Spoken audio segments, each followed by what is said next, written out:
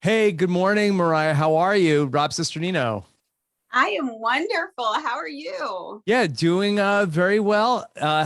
Very excited to talk to you. Sorry that it went the way that it did last night on Survivor. I would love to hear from you. We saw you play the shot in the dark, and that's the move of someone who's very confident that they're going to be the person to be going home. What made you feel so confident that it was going to be you? Yes. Two aside from a feeling, two tangible things. One, can you hear me okay? Yes. Oh, okay. One, Lindsay winked at me just as we were packing out to go to tribal. And Lindsay is a Jersey girl. I got to know her pretty well. It was way too cheesy for her. So it just made me think like that's you're trying too hard now. Like we agreed on something, but you're trying too hard. And Jonathan laid, I was in our shelter laying down and he laid next to me and he says, "Oh, I'm sure gonna miss Marianne." And that just sealed the deal. And They like laid it on too thick. it was way too thick. Yeah. Way too thick. Okay. Can you tell us a little bit more about your 5 days at Taku and what it was like from your experience? Oh gosh. It was exhilarating. It was exhausting. I will say the first night we didn't get our shelter complete. And so we slept on the beach. And I never slept outside before. I was really terrified. And I sat next to the fire, almost burnt myself several times because it got so cold. And I literally just held my knees and I stayed up all night. I tried to act like I was helping Marianne put fire, to keep the fire going. I was not going to sleep because every time I looked to the left or the right, the ground was moving. I don't know what it was, crabs, snakes, I don't know, but I was not laying down in the sand, right? Two, day 4, I leave day 5. So the night of day 4, I am like so unfazed. I'm like, oh, this isn't hard at all. I don't care. Yeah, big spider over there or whatever. Like, it's like, who am I now? Like, I liked it. It was exhilarating and it just was so not me. So it's like I came in one person and left another person in 5 days, Mhm. right?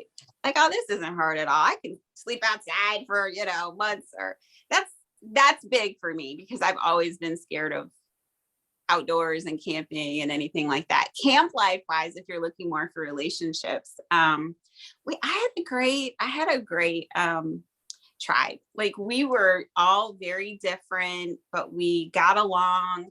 I don't think it's any secret from a few of my facial expressions last night that Marianne was a bit much for me. Uh, but her person wasn't, not the person. Yeah. As a tribe, I mean, I feel lucky and blessed with who my tribe mates were. Hmm. Why do you feel like that the tribe decided to keep Marianne, who seems like while would be a fun person to watch on television, could be a lot to deal with 24/7 under not ideal circumstances on Survivor, where people can get on your nerves, as opposed to you, who seem like much more of a calm presence, who also seemingly would be very loyal with the numbers. Did you get a sense of what was the deciding factor?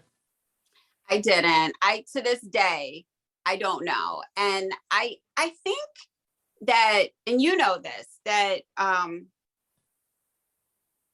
someone has to go. We lost the challenge, right? Hmm. So in 5 days, what do you base that criteria on in a tribe where generally you click, right? Do I think my age had some to do with it? Yes, if I were older person but more physically fit, maybe it would have been a little different. So I think just Marianne being younger, I think where I was more calm. I mean, though she didn't have an off switch, I mean, she was funny. Hmm. People enjoyed that. So I think a decision just had to be made. I mean, I really, I would not have wanted to have been in their shoes.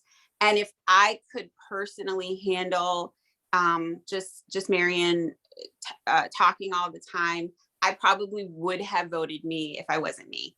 and just thinking about challenge strength. Yeah. So someone had to go. Right. We were all very moved about the story about your brother and your plan to honor him while you were on the island, and you had the necklace, and you talked about how that you were going to bury it on the island.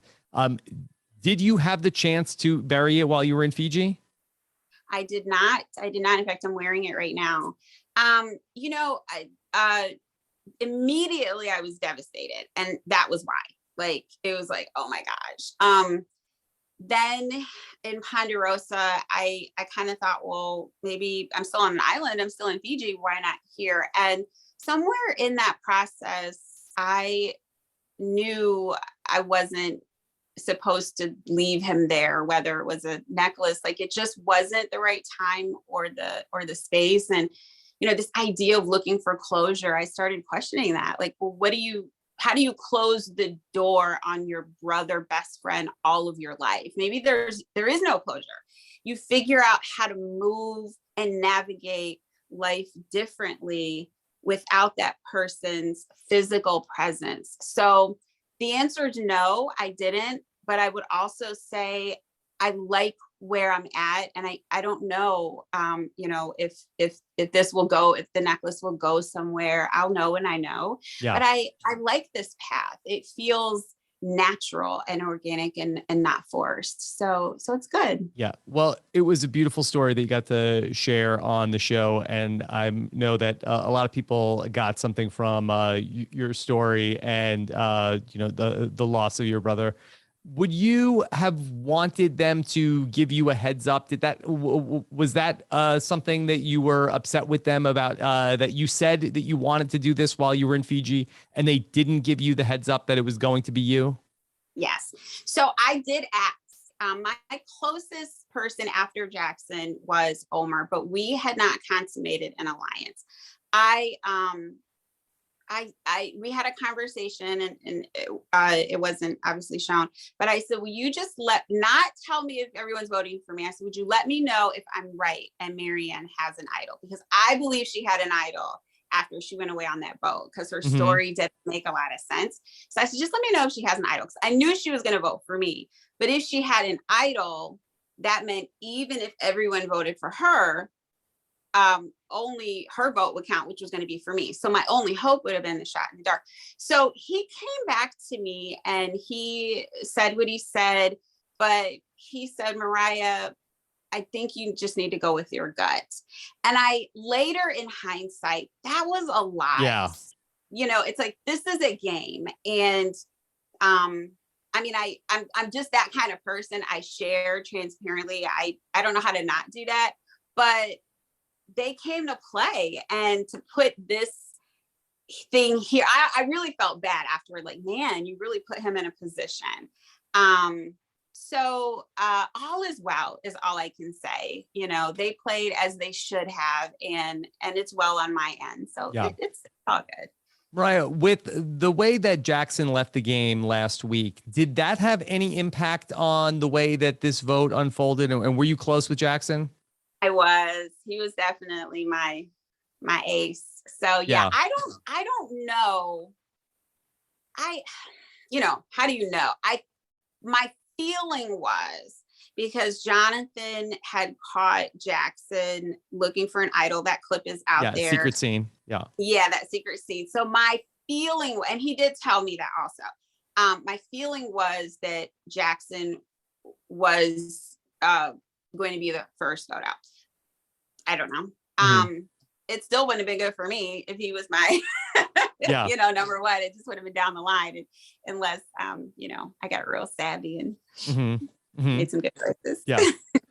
Mariah, how well known was it around the camp about Marianne's interest in Zach? We did not know, unless she told people individually what she said. He's every kind of white boy I would ever want, until that moment. Like, I wanted to see our experience. It was just so like, where did this I don't understand. So I don't know if she told other people. That was my first time hearing. And we were mostly together, you know, Yeah. minus, you know, a few things, but I don't think anyone knew until that moment. You mentioned about Marianne's story coming back from the boats and how you thought it didn't sound right. What did she tell the group? Rob, I still don't know. That's the problem. Is it was so like when she got off the boat, first of all, she started taking her clothes off and like, search me, I don't have anything. And I'm like, that's just so over the top. Like, just talk with us and tell us what happened. Then she tells us this story, and it was about some hike, and Jenny didn't talk at all, and Drea, and they sat down and got to know each other. And then the story just went, it made no logical sense. And when she told it, her speech was different. Like she started talking really, it just didn't seem like she knew what happened. I'm like, wow, this is interesting. Whatever happened and what you're saying are not the same. So that's why I was convinced that she had an idol. I was pretty sure she was fibbing, lying. Can you tell us a little bit about what it was like to be in the tribe with Jonathan? Because I think that we got to see a different side of him than I think a lot of the fans were expecting in these first 2 episodes. So my experience with Jonathan, day 1 through 5, he was absolutely amazing. Like, he awed me, he wowed me, he was polite, helpful. When I shared the story about my brother, he got emotional. A few people did, but he talked a little bit about his brother. He's superhuman as far as I'm concerned. I mean, there are times I just stood with my mouth agape, like, wow, like, I don't even know how you do the thing. My favorite was him straddling these 2 palm coconut trees. Yeah. Like, just I don't know, he looked like Spider-Man, just like, how do you, I don't know, it's wild. But he's strong in his faith, and we had great talks, and we even talked about our shared faith. We're both Christians, and what that means in the game. You know, like, we came to play, but there are limits. And I loved Jonathan in my 5 days there. I think he's a great person and a great guy. And yeah.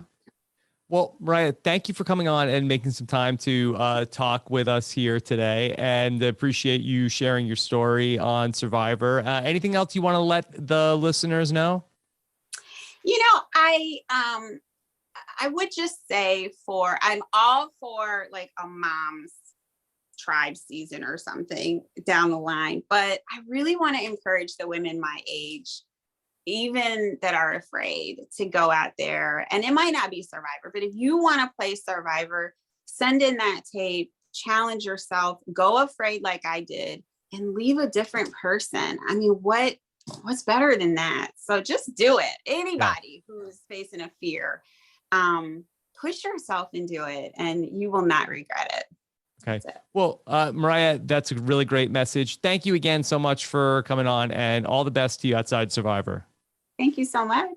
Pleasure. Bye.